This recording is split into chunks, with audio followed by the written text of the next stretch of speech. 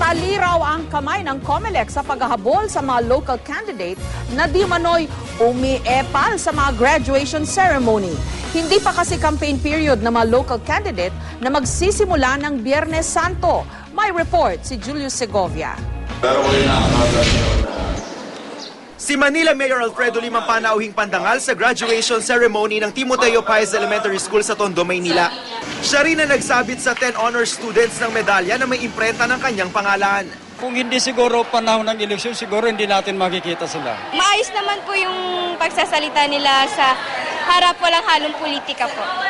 Talagang nakaka-inspire. Nakabalandra rin sa eskwelahan ng pagbati ni Congressman Benjamin Atong Asilo. Bukod sa medalya, nag-abot din ang kongresista ng cash gift sa mga honor graduate. Nakasulat sa sobre ang kanyang pagbati at kung magkano ang laman ng envelope. Ngayon ba dapat ba ibigay? Hindi dapat ba yung nakaraang pasokan pa, di ba? Ngayon ang dalabasan eh. Kasi siyempre papaganda yan. Okay. Makatulong din yan. Oo, sa pag-enroll. Sinisika pa rin ng GMA News na kunin ang panig ni Asilo. Silim naman, di agad namin nakapanayam dahil nagmamadali siyang tumakbo sa susunod pang paaralan na kanya raw pupuntahan. Sa buong araw, hindi bababa sa 5 graduation ceremony sa iba't ibang eskwelahan sa Maynila ang inikutan ni Lim. Giit niya, di siya namumulitika. Because we're not talking politics here eh. Ewan ko yung iba. But as far as I'm concerned, I never mentioned about political issues.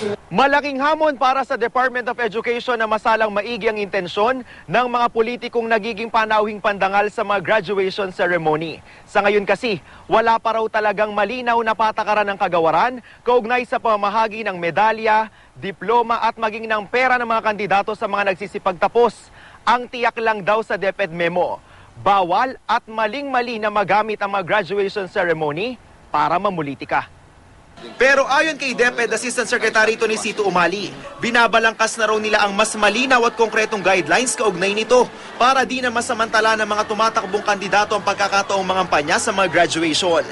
Ang Commission on Elections o COMELEC, taliraw ang kamay dahil hindi pa nagsisimula ang campaign period sa mga lokal na kandidato na magsisimula sa March 29. Ito yung mukha nila nasa medals and diplomas, ha?